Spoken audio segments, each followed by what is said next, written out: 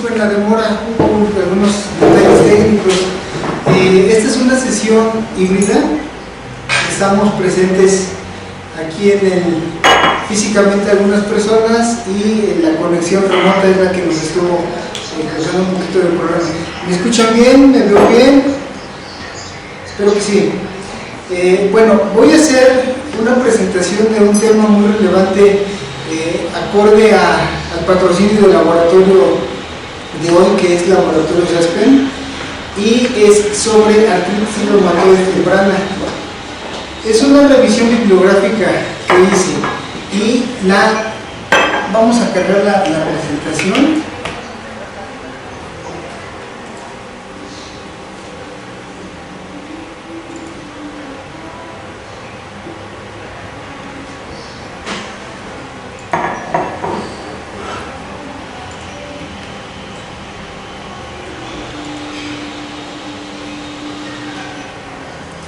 Se ve claro y me escuchan claro, ¿verdad?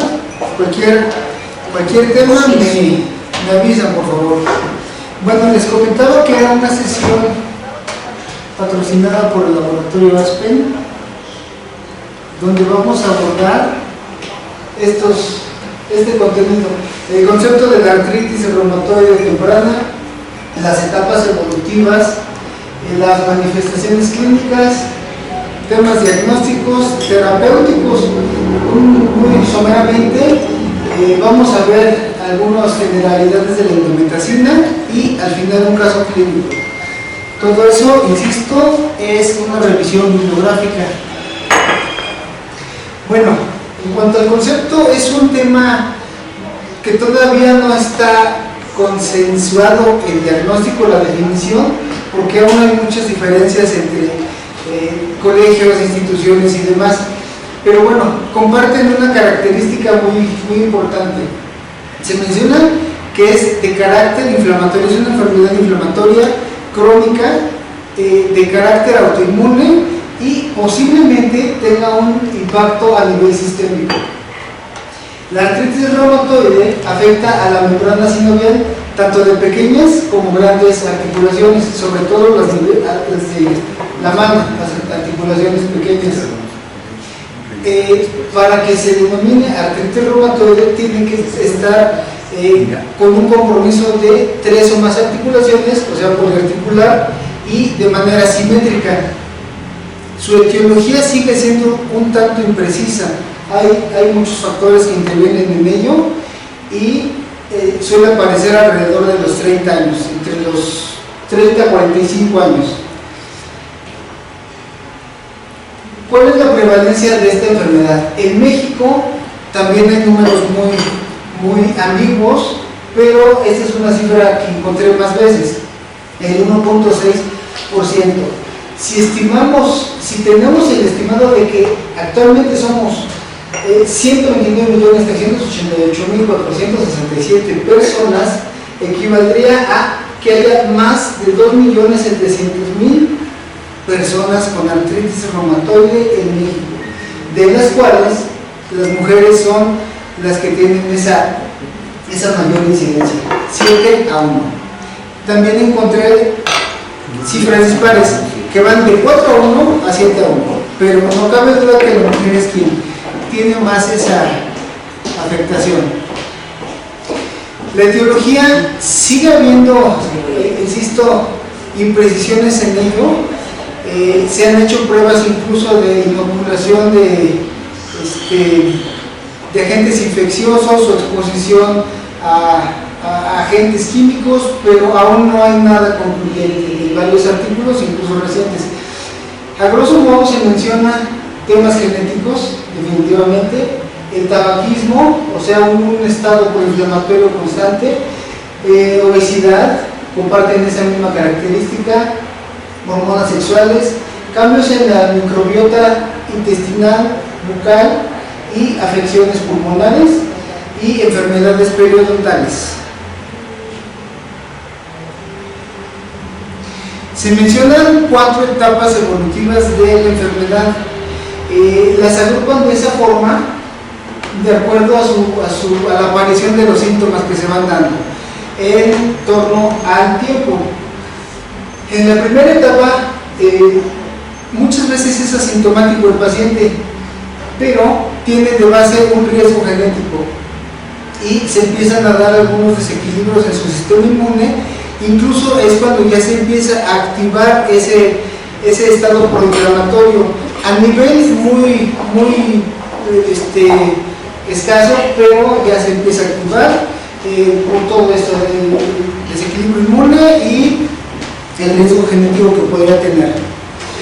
Eso es cuestión de semanas. Abajo está marcado, no son meses, son semanas, son 6 semanas, es algo realmente rápido. La etapa 2, que es la preclínica, ahí ya se podrían empezar a detectar algunos marcadores de inflamación y se empiezan a hacer notorios algunos síntomas subclínicos. Un dolor a nivel articular muy leve. Avanzando con el tiempo, alrededor de los 2 meses, tenemos en etapa 3 que ya son unas manifestaciones clínicas francas, ya vamos a encontrar sinovitis y es el momento de hacer el diagnóstico oportuno. Entre la 2 y la 3 puede ser muy confuso esa transición. No sé, la población ya hemos visto que estamos acostumbrados a que es un dolorcito y luego se me pasa y es el frío o es que estuve trabajando mucho, pero de la 2 a la 3 es muy corto el tiempo y ojalá podamos hacer esa intervención directa cuando notamos a ese paciente que posiblemente tenga esas características, pues interrogarlo directamente de la duración y las características de ese dolor. El diagnóstico oportuno se insiste en ello porque como máximo tenemos ese tiempo para que se diagnostique correctamente y por ende que reciba un tratamiento adecuado, sobre todo para el tema de la inmunomodulación. Lejos de calmar el dolor, es imperativo el tratamiento por parte del reumatólogo. Y bueno, el tema 4 ya está definido. El asunto es una artritis meramente definida, ya tenemos deformación articular, los nódulos, erosiones cutáneas, erosiones óseas, entre otras manifestaciones, incluso sistémicas. El tema, insisto, es artritis reumatoide temprana. Entonces, el foco estaría entre el 2 y la etapa 3. ¿Qué manifestaciones clínicas encontramos? Siempre que tengamos a un paciente con algunos síntomas y signos de mínimo 6, de máximo, no, corrección, estoy pensando en la carta que nos están ofreciendo, de al menos 6 meses, de 6 semanas de duración, pero menos de 12 meses. Exacto, podemos empezar a pensar en esta enfermedad. Entonces ahí está involucrado el tiempo. Otro aspecto importante es que incluya 3 o más articulaciones, ya son 2 aspectos. Que estén involucradas las articulaciones de las manos, o sea las articulaciones pequeñas, y que haya rigidez articular matutina de mínimo 30 minutos, esas manos entumidas. Otros datos característicos es que haya dolor a la compresión y una posible afectación sistémica cuando la enfermedad tiene un comportamiento muy agresivo. ¿Cuáles son las manifestaciones a nivel de las manos? Las articulaciones que más se afectan son las interfalángicas proximales, que son las que están justo saliendo de las manos, las metacarpofalángicas y los carpos, de la muñeca hacia arriba, respetando las articulaciones distales. Otras articulaciones también pueden estar comprometidas, como en los pies, en los tobillos, las caderas, rodillas, hombros y codos. Son articulaciones que tienen un movimiento realmente muy amplio, aunque aún así puede haber compromiso a nivel de otro tipo de articulaciones, como es en las cervicales, sobre todo en la la 1 y la 2. Llamémosle 1 y 2 cervicales. Es más correcto verlos por números. Y a nivel sistémico, pacientes que se quejan de cansancio, de pérdida de peso, de fiebre sin causa aparente, a nivel ocular, cutáneo, pulmonar, pero todo eso está determinado por vasculitis. Esa afectación a nivel vascular que llega a afectar pulmones, ojos, corazón también. Y siguiendo con las características clínicas, se mencionaba, regreso un tantito, que había dolor a la compresión. Ese dolor característico de que cuando se saluda y se ejerce cierta presión en la mano, no debe de ser dolorosa. Si hay dolor en esas personas jóvenes, se le llama el signo de Morton o squeeze, y es que al ejercer presión en los bordes de la mano se rozan las articulaciones unas con otras y se genera esa presión. En la otra imagen se mencionan las articulaciones que más comúnmente están afectadas: las interfalángicas proximales, la imagen de está arriba, el círculo de arriba, el círculo del medio son las metacarpofalángicas y el de abajo son los carpos.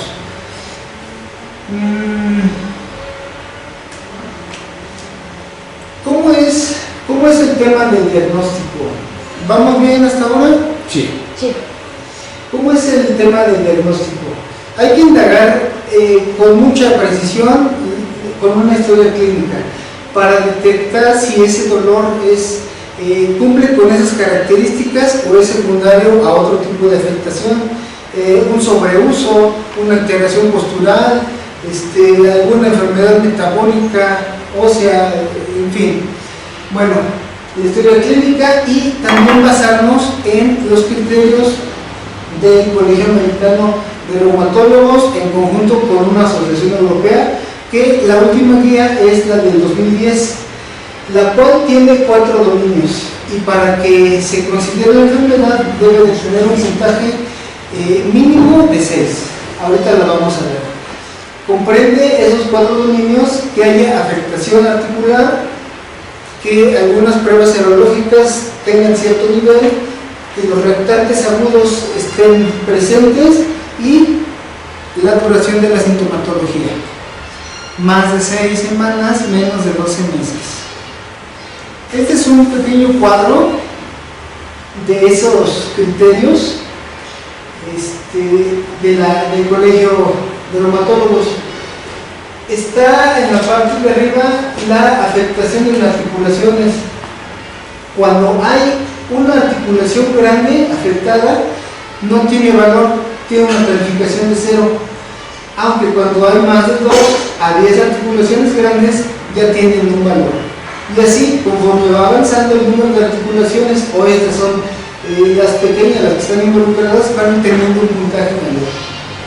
En cuanto a los análisis serológicos, factor reumatoide y anticuerpos antinucleares son parte de los estudios de gabinete que se definen, y los reactantes de fase aguda es la velocidad de sedimentación globular y la proteína C reactiva. Aquí está con otras abreviaturas porque es un documento de otro país. Y hasta abajo la duración de los síntomas. Cuando tiene menos de 6 semanas, pues no tiene validez. Tiene que tener de 6 semanas en adelante. Bueno, además de esa historia clínica, de la tabla de los criterios antes mencionados, también se hace uso de algunos estudios de laboratorio específicos, los cuales decíamos que era el factor reumatoide, velocidad de sedimentación globular, proteína C reactiva, y me salto a el último, que es anticuerpos antinucleares. Me salto porque los anticuerpos antipéptidos citrulínicos, citrulinados cíclicos, no son una prueba muy muy de rutina, se reserva para ciertos casos. Y las pruebas de imagen tendrán muy poca utilidad en esta enfermedad, porque si partimos de que es una aparición aguda o temprana, no tendría aparición aún, no tendría afectación a nivel de las articulaciones, afectación visual, lo cual veríamos en una enfermedad avanzada. Podría ser una radiografía con erosiones o pinzamiento articular, una resonancia, la sinovitis o datos de inflamación articular, derrames, edema óseo también es una característica, aunque por su costo no es muy rentable solicitarla, ya que aparte tiene muy poca especificidad. Lo que más tiene valor son los laboratorios, las pruebas serológicas, e incluso un ultrasonido Doppler, recordemos, bien hecho por el personal adecuado, también tiene mucha orientación diagnóstica. Con ello podríamos darnos cuenta de derrames articulares, hipertrofia sinovial, la cortical ósea que esté aumentada, aparición de bursas, lesiones en tendones y demás. Pero insisto, los laboratorios es la base, junto con los criterios. Y bueno, hablando nada más de los laboratorios, sería muy sencillo. Vamos a ver qué pasa con esto del factor reumatoide. No todas las personas van a salir, no todas las personas con esta enfermedad van a salir positivas, ya que se menciona que hasta un 20% va a tener un resultado negativo. Y también considerar que puede estar presente en otras afectaciones de tipo autoinmune. Algunas infecciones, algunas neoplasias o incluso individuos sanos pueden presentar factor reumatoide positivo. Aunque también títulos muy elevados, como en este caso está marcado, mayores a 100 unidades por mililitro, la probabilidad de que tenga desarrolle artritis reumatoide es realmente muy alta. Se dice que es hasta 26 veces más el riesgo.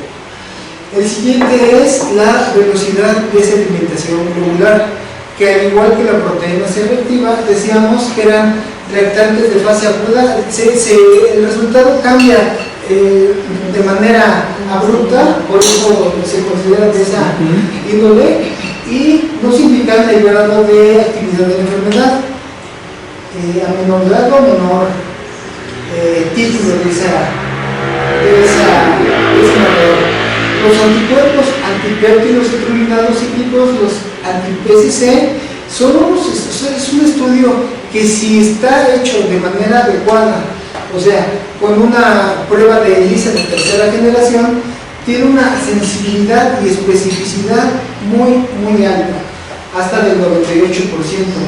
Incluso se ha considerado que tiene un valor pronóstico por varios años de antelación para predecir si tiene riesgo de desarrollar artritis. Desconozco el precio, desconozco los laboratorios que lo procesen, pero los anti-PCC parecen ser muy prometedores, más que el factor reumatoide. Cuando están presentes estos anticuerpos, están asociados a mayor destrucción articular, obviamente a mayor actividad de la enfermedad, y además cuando tenemos factor reumatoide presente a títulos altos, los anticuerpos CSP presentes, es 100% que tenga la enfermedad. Y por último, los anticuerpos antinucleares. Recordemos que los anticuerpos antinucleares no son específicos para la artritis, al igual que todos estos marcadores. Nos hablan únicamente del tema de la autoinmunidad y pueden estar presentes en el 50% de las personas, más presentes que en otras enfermedades por el carácter autoinmune.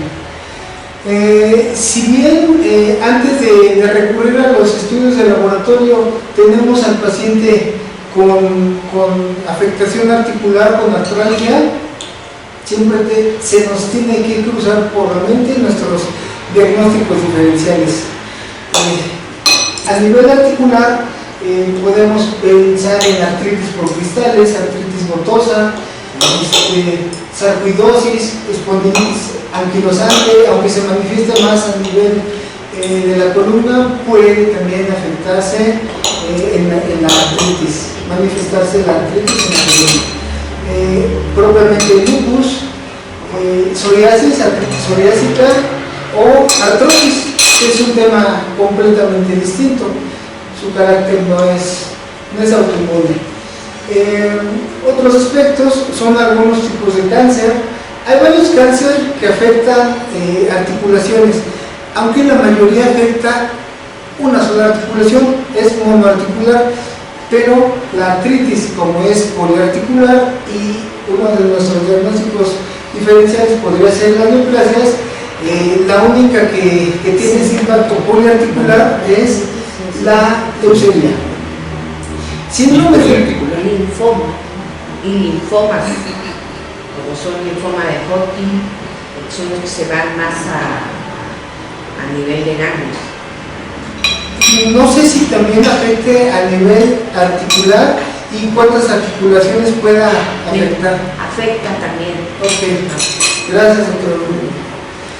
Hiperlaxitud, síndrome de hiperlaxitud y temas metabólicos.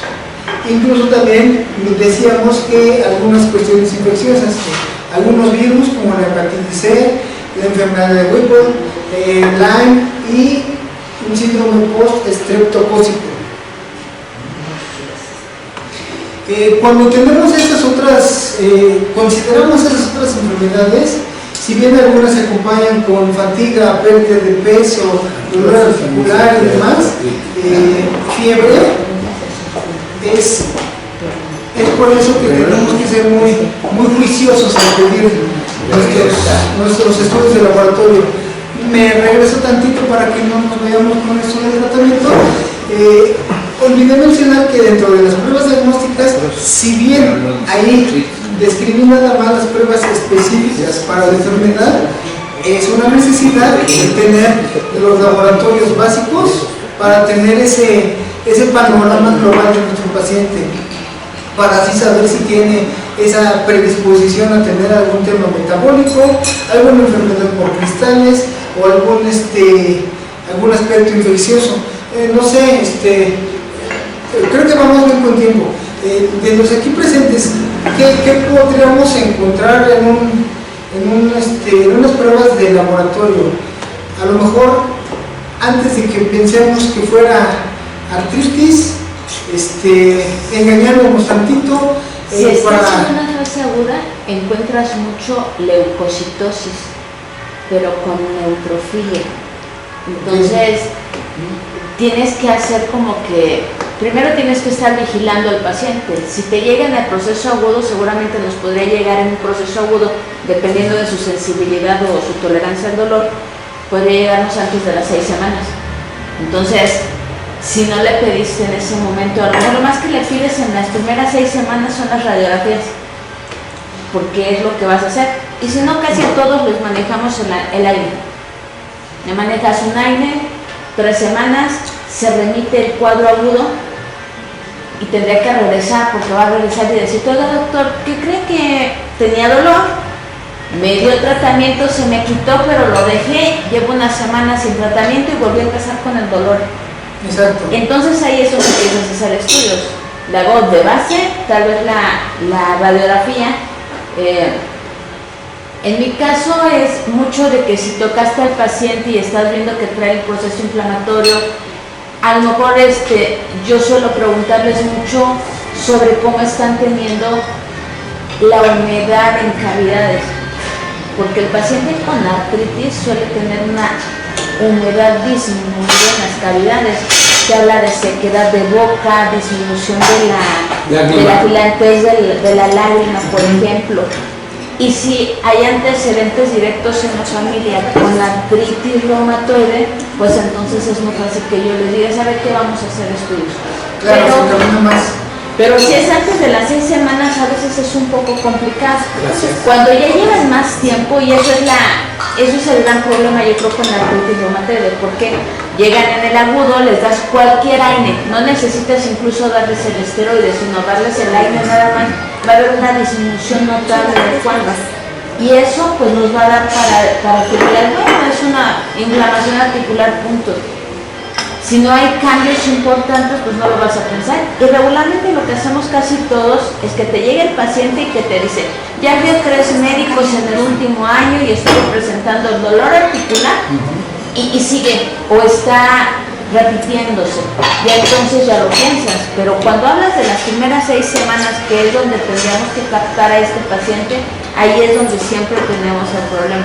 Puede ir una biometría hemática tal vez, y te digo que yo siempre les encuentro una leucocitosis y la velocidad de sedimentación globular. Proteína C reactiva podría no estar con elevaciones en las primeras semanas, pero la velocidad de sedimentación sí se eleva 2 veces su valor. Exacto, sí, sigue siendo un reto diagnóstico, tanto por la imprecisión de los niveles que podremos encontrarnos en los laboratorios, por la sintomatología, por la imprecisión en el tiempo de evolución.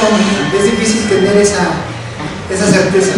Pero bueno, mencionando el caminito que sigue la doctora Santiago, sí es importante cuando abordemos a nuestro paciente, sobre todo que si es un adulto joven con afectación poliarticular, además de iniciarle tratamiento en esa primera consulta, es prudente solicitarle estudios de laboratorio, los de rutina, y a lo mejor dentro de los de rutinas especificar un poquito más, por ejemplo, que la biometría aparte nos la hagan con la velocidad de sedimentación globular.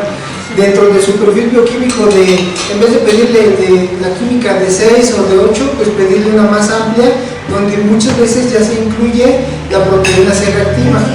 En ninguna se incluye el factor reumatoide, ese lo pedimos adicional, obviamente en estos pacientes selectos. Y esperarlo de vuelta con sus resultados de laboratorio y con su valoración clínica, a ver cómo va evolucionando. Sí, regresando a lo que decía la doctora, creo que aquí nosotros nos manejamos con la clínica y tenemos que basarnos mucho en la historia clínica. Cuando te llega un paciente así, yo me he acostumbrado a preguntarle, oye, ¿desde niño te duelen tus articulaciones? Oye, ¿desde niño te dolían tus rodillas, tus tobillos, tus manos? ¿Te duele cuando llueve? ¿Te duele cuando baja la temperatura, cuando hay humedad? Y otra de las cosas que también es muy importante que se nos olvida y que nos lo dijeron en la escuela, el panus, que tienes que revisar si no se empieza a formar precisamente ese tejido. Y es muy fácil verlo en un niño y revisarlo y le notas las muñecas como gorditas, como rígidas, y entonces, y en los dedos también. Entonces, yo creo que es la parte fundamental para nosotros como médicos generales, empezarnos a dar cuenta y saber manejar y saber diagnosticar bien una artritis. Sobre todo diagnosticarla correctamente y oportunamente. Exacto. Gracias, doctor. Gracias. Para canalizarla con el especialista. Y bueno, ahondando en esos paraclínicos que nos puedan ayudar a determinar si nuestro diagnóstico nos va por este tema diferencial o propiamente por la artritis. Si no encontramos alteraciones en la biometría, sobre todo en la línea blanca, pues podríamos a lo mejor en automático descartar temas infecciosos. Si no encontramos aspectos metabólicos relevantes como hiperglicemia, ok, pues también queda fuera el tema de la artritis por cristales. La velocidad de sedimentación globular, que decíamos que era un reactante de fase aguda, nos puede orientar también con el lupus y algunos otros tipos de artrosis, de artropatías. Y bueno, ahí ya podríamos empezar a enfocarnos en ese tema. Las neoplasias, bueno, las neoplasias también hacen muchos estragos a nivel de una bioinflamática, entonces, pues ni hablar, ahí ya podríamos también confirmar o descartar temas metabólicos y infecciosos. Ok, entonces es una necesidad recabar esos estudios tanto básicos como los especiales. Y bueno, propiamente el tratamiento farmacológico. Va a ser una prioridad el que se prevenga la destrucción articular, porque una vez que empiece esa cadenita es algo que no se detiene, avanza muy rápido y muchas veces es algo que llega a causar incapacidad. Bueno, los pilares del tratamiento farmacológico son los antiinflamatorios no esteroideos, se pueden usar los corticoides, y ya a nivel de reumatología están los fármacos antirreumáticos modificadores de la enfermedad, preferentemente los de origen sintético. Últimamente se está hablando de otros que tienen un objetivo muy específico. Hablan de una enzima, la Janus quinasa. Creo que no es un tratamiento tan en boga aquí, pero bueno, está presente. Y ya ha estado el tratamiento biológico. Y el tratamiento no farmacológico también es una necesidad de que guiemos bien a nuestro paciente en ese tema. Educarlo es una necesidad de cómo va a hacer su vida a partir de ese momento, los cuidados que puede dar a su articulación, el que se mantenga activo físicamente para evitar el deterioro, los ejercicios aeróbicos, la hidroterapia. Incluso se menciona que tanto los ejercicios aeróbicos y la hidroterapia mejoran sustancialmente la calidad de vida y la autosuficiencia del paciente. Tenemos que estimularlos a que hagan esas actividades, de lo contrario es una enfermedad que sí les puede causar un declive considerable. Doctor, pues los ejercicios no podríamos también incluir ahí Tai Chi. Bueno, el yoga, si no me equivoco, es una disciplina en la cual se lleva a cierto límite el tema articular. Además de que nos da equilibrio mental, emocionalmente, ¿no? El Tai Chi no lo ubico. Son movimientos lentos. Ajá, lentos. Y se mueven también todos, pero son un poquito más lentos que el yoga todavía. Y sí también les ayuda mucho. ¿Alternativa? Yo casi es lo que se me han dado. ¿Natural? Exacto. Es un Yoga.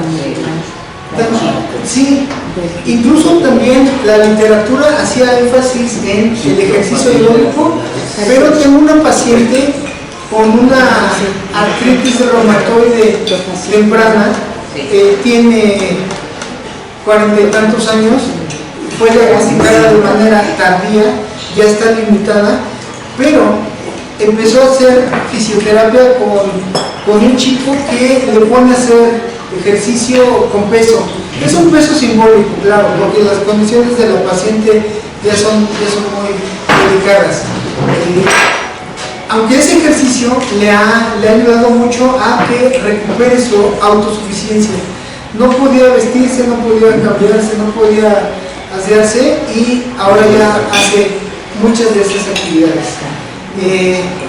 Además del ejercicio aeróbico, insisto, este fisioterapeuta le indicó algunos ejercicios de peso y le ha ido bien a esta persona.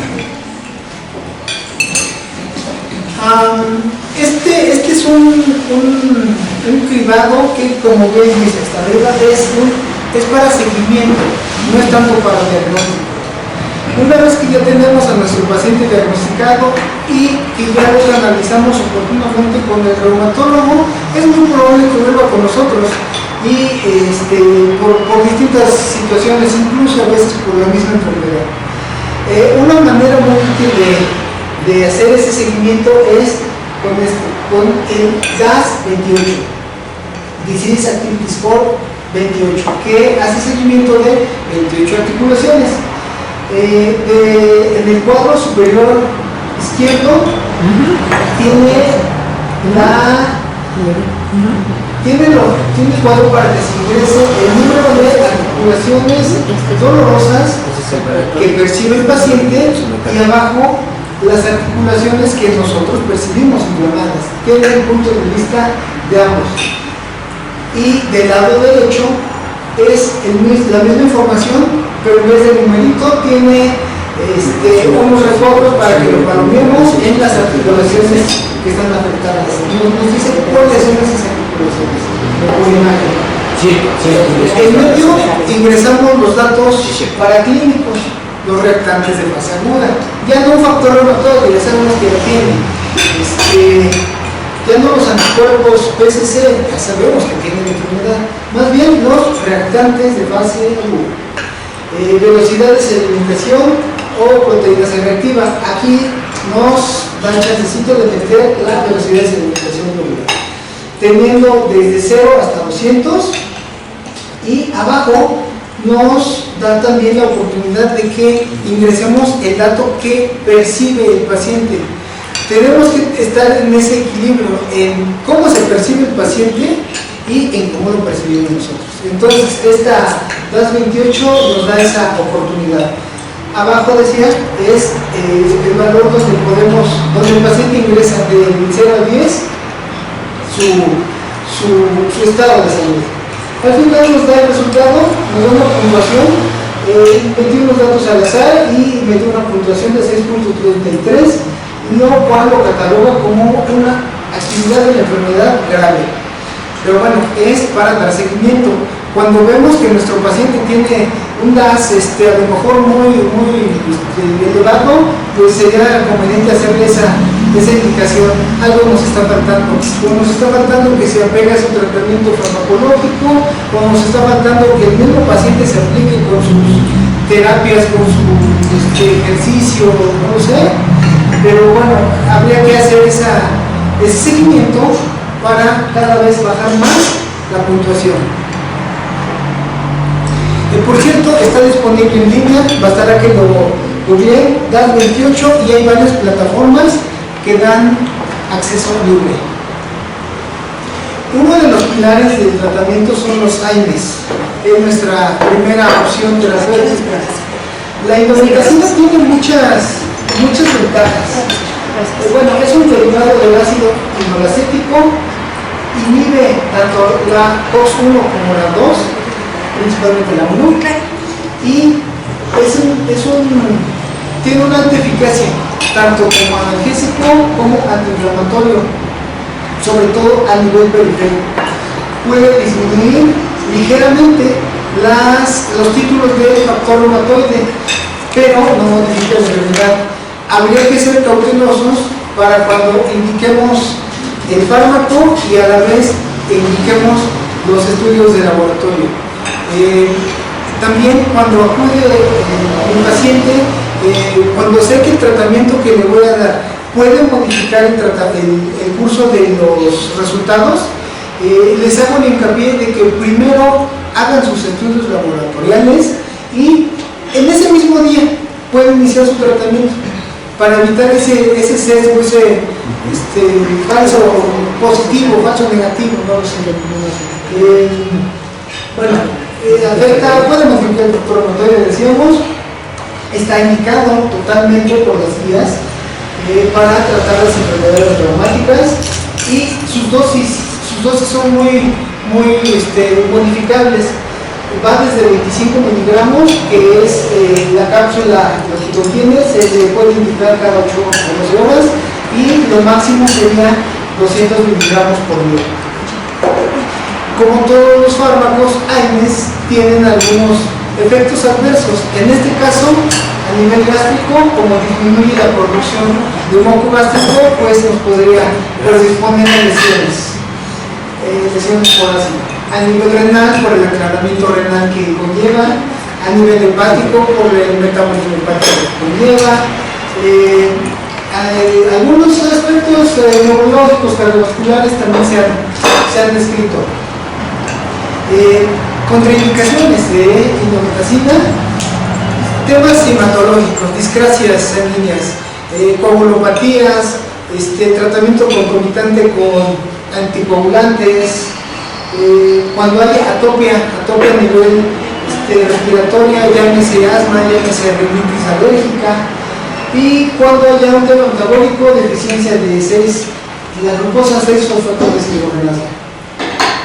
Cuando se toma con ácido acetilsalicílico, disminuye el efecto de esta. No sé, cuando el paciente está tomando aspirina Protex, un paciente de 100 miligramos, o cuando se toma concomitantemente con otros medicamentos, podría reducir el efecto de los beta bloqueadores, de las tiazidas, de la furosemida y del captopril, para que lo tengamos en cuenta y no se nos vaya a descompensar nuestro paciente cardiópata, nefrópata, neumópata y demás. Mande. Adelante, doctor. Yo creo que te faltaron dos detalles en este. Sí. Uno, nos ayuda a disminuir el ácido úrico. Esta combinación es altamente útil cuando estamos teniendo un paciente con artritis gotosa. Y dos, ayer que estuvimos en la sesión sobre analgesia, nos comentaba el especialista que debíamos de tener mucho cuidado de dar una recomendación de AINES en los adultos mayores de 65 años. Exacto. Ajá. Si vemos ahorita que reduce el efecto de varios medicamentos y que tiene efecto negativo en pacientes con algunos procesos crónicos degenerativos, pues entonces tendríamos que recordar también esa parte, usar con mucho cuidado en el adulto mayor, porque pues casi todos van a tener polifarmacia, la fragilidad del adulto. Y además las diferentes enfermedades crónicas que al combinarse con el consumo de podrían darnos problemas. Totalmente. Y pensar que el paciente está teniendo una mala respuesta, es una mala respuesta, la respuesta lógica si ya tiene todo el cúmulo de circunstancias y yo le doy un producto que no está indicado para ese tipo de paciente. Entonces creo que serían los dos detalles que nos faltó ayer. Y también es muy relevante mencionar que la ivermectina tiene varias vías de administración, lo cual facilita su posología. Y bueno, también cuando nos topemos con un adulto mayor, pues casi podríamos descartar el tema de la artritis reumatoide temprana. Y pues sí, nuestra terapia para auxiliar a este paciente podría ser otra, en efecto. De la literatura también saqué un caso clínico. Es una mujer de 49 años, tiene un tabaquismo de 20 paquetes por año, lo que equivale más o menos a un cigarro al día, de repente 2, es hipertensa, está controlada con losartán, es secretaria administrativa, asumimos que es secretaria, y tiene antecedentes heredofamiliares. Por ejemplo, su abuela materna tiene artritis reumatoide y su mamá tiene hipotiroidismo autoinmune. Más datos. Su padecimiento actual. Hace un mes que inició con artralgia en ambas manos, muñecas, metacarpofalanges y falanges interfalángicas proximales. Ha tenido rigidez de las articulaciones que le duran hasta 1 hora, le han dolido los 2 hombros, articulaciones grandes, y ha estado con cansancio y ha perdido 5 kilos de peso en ese mismo periodo de tiempo, en un mes. Como comentario a este padecimiento actual, el año pasado consultó al médico por artralgia, también en ambas manos, que le había durado más de 3 semanas. La rigidez matinal también estaba presente, en esas ocasiones era menos de 30 minutos y no tenía a la exploración ninguna alteración articular. ¿Cómo se encuentra en exploración física esta mujer? Sus signos vitales están bien, presión, saturación de oxígeno, glucosa, bueno, ahorita vamos a ver con los laboratorios. signos vitales estables, se nota con ligera palidez de tegumentos y mucosas, no tiene ninguna adenopatía palpable, sus pulsos periféricos están presentes y simétricos, no tienen incrustación yugular ni edemas miembros pélvicos. Si acaso llama la atención que los campos pulmonares están con hipoventilación generalizada. En el abdomen no hay nada relevante, no hay dolor, no hay visceromegalias, y propiamente en las manos se encuentra con tumefacción articular, hay dolor y calor, ya tiene datos de sinovitis aguda en la segunda y tercera metacarpofalange y de su mano derecha, y tiene morto positiva. El resto de las articulaciones, incluyendo los hombros, no se le detectó ninguna alteración. Regresámonos un poquito con los signos vitales. Sus signos vitales, dijimos, está estable. Entonces, todo bien con su losartán, no hay problema. La palidez de tegumentos y mucosas podría hablarnos de un tema, ya sea con un metabolismo alterado del hierro o anemia, por el tema autoinmune. No tiene adenopatías palpables, lo cual nos orienta a que podríamos descartar algún tema infeccioso. Los pulsos periféricos están presentes y simétricos, o sea que no hay alteración vascular, no tiene incrustación yugular, lo cual nos hace pensar que a nivel del corazón no hay datos congestivos, y tampoco en ninguna de las cavidades no hay incrustación yugular ni en miembros pélvicos. Entonces la función cardíaca está, asumimos, estable. Campos pulmonares con hipoventilación. Si bien la enfermedad propiamente puede afectar los pulmones, habría que ver por qué están con ese tema tan característico de hipoventilación que no concuerda con la artritis.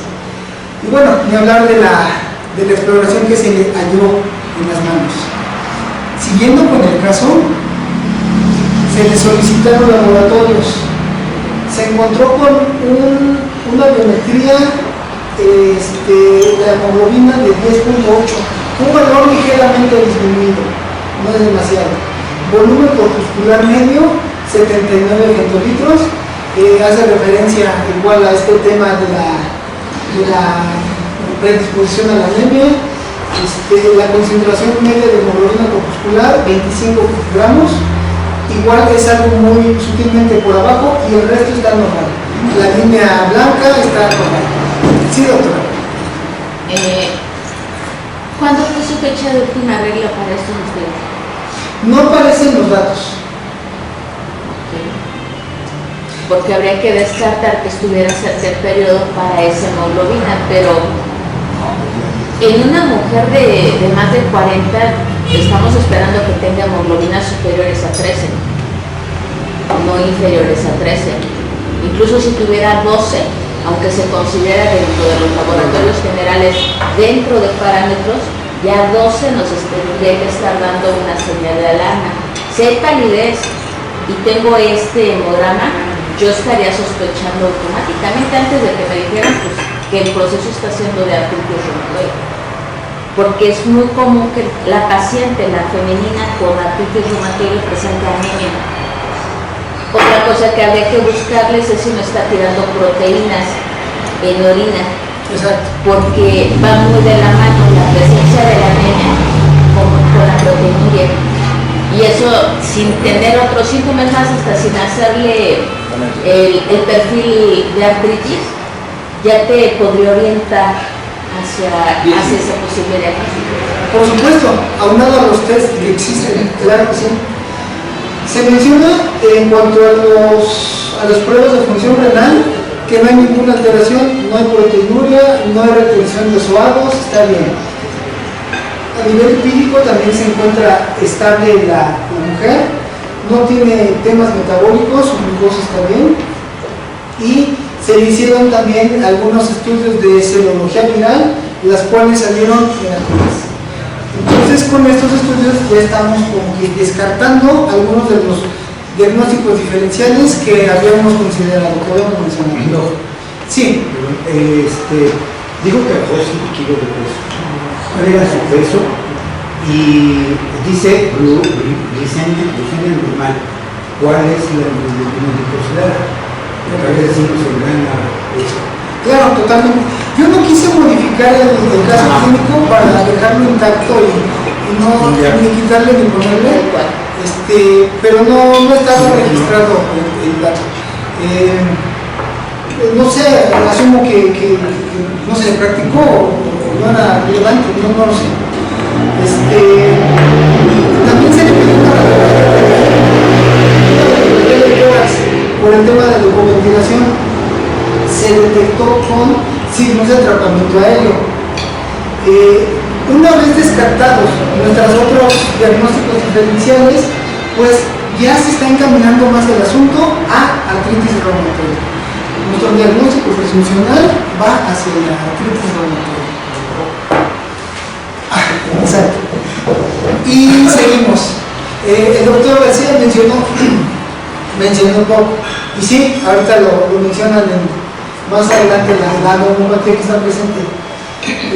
Se le hicieron unos estudios de laboratorio por segunda ocasión, ya pensando en la enfermedad, los cuales dieron este resultado. Un factor reumatoide con un título de 20 unidades por litro, unos anticuerpos antinucleares 1 en 40 y los anticuerpos SC de 284. Un valor realmente muy alto, considerando que hasta 20 era algo normal. Entonces 284. Se le hizo también una radiografía de las manos. Se le encontró redistribución del calcio de las epífisis en los déficits, aunque no hubo ninguna erosión ósea.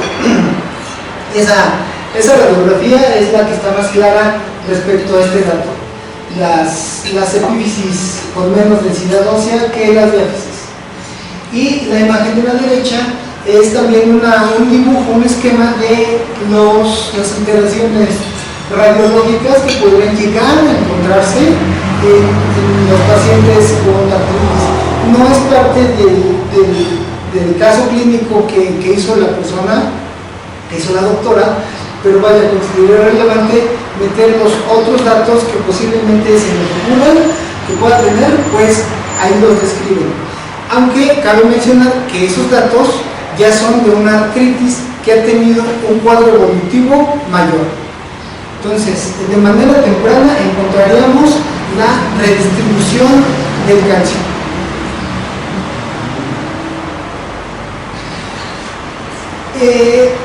La doctora se apoyó con la tablita de los criterios del Colegio Mexicano de Reumatólogos y su resultado fue que en el dominio articular obtuvo 5 puntos. En la serología de factor reumatoide hubo 3 puntos. En los reactantes de fase aguda acumuló 1 punto y que en el tiempo activó, que en el dominio del tiempo no hubo puntaje. Sumó 9 puntos. También se le hizo un seguimiento del DAS 28, porque el paciente ya se captó un poquito a destiempo. Recordemos que ya el año previo había tenido el cuadro, entonces pues ya tenía la enfermedad y se decidió hacer el DAS 28. 10 articulaciones resultaron dolorosas, 2 inflamadas.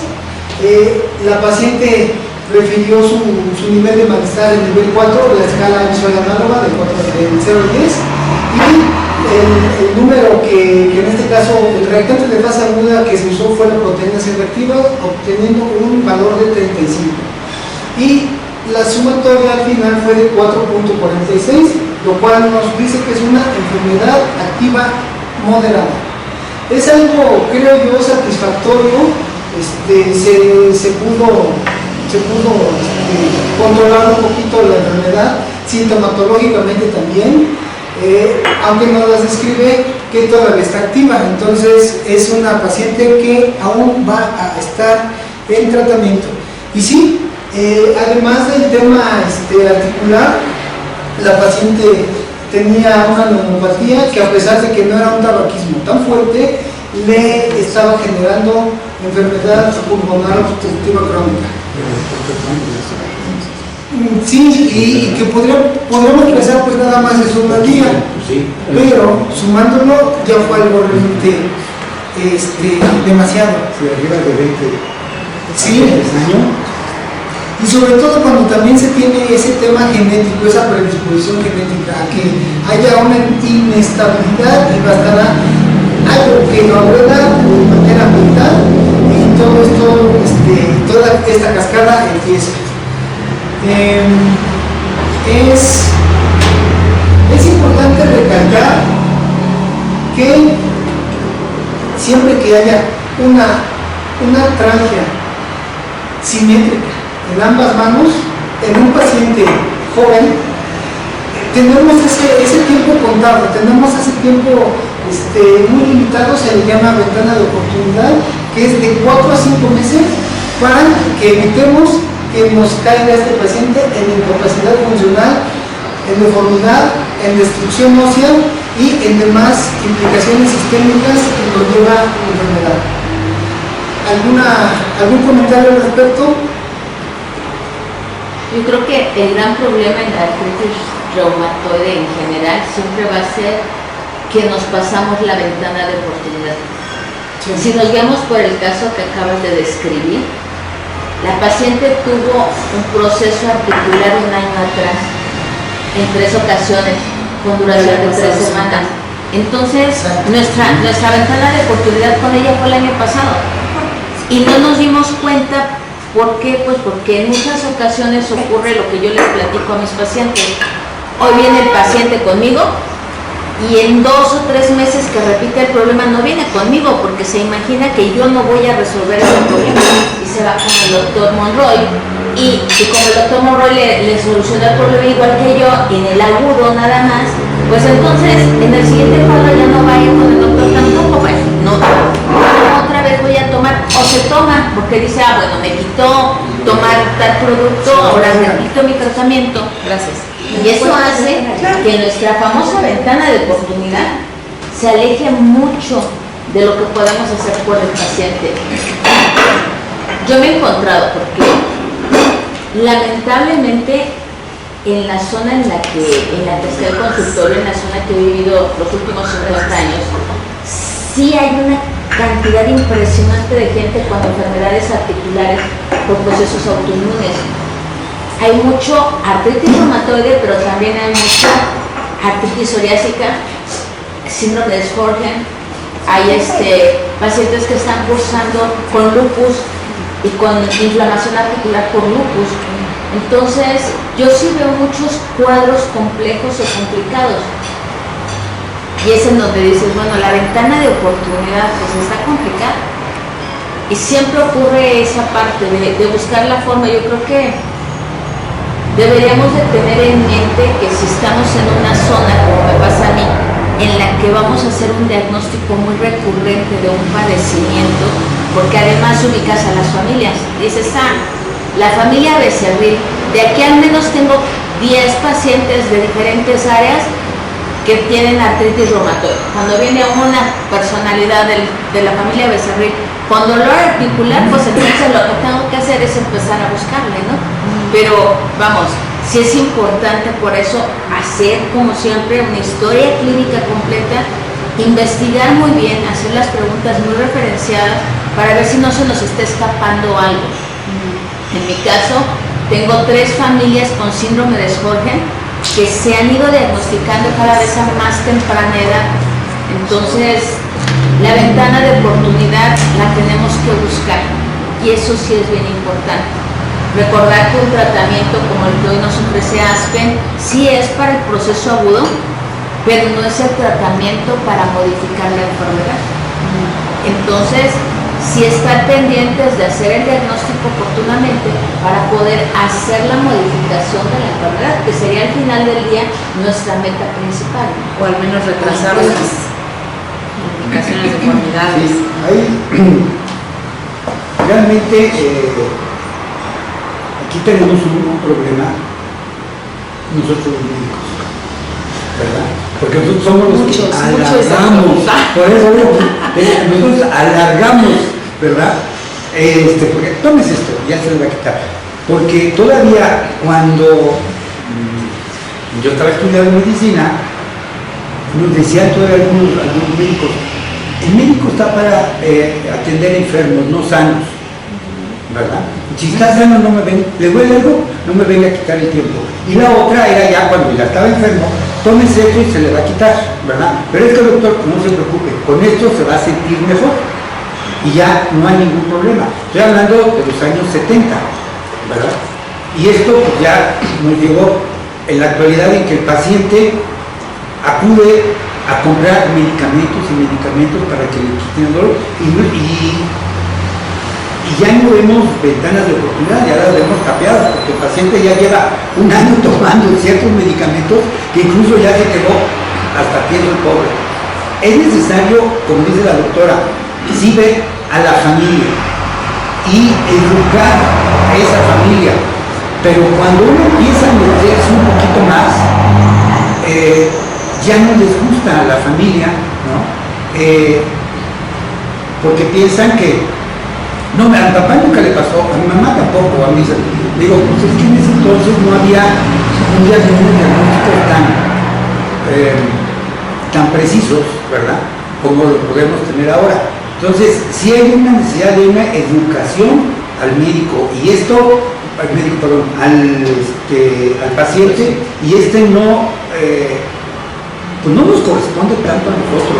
Esto ya sería un problema de salud, que dice la doctora.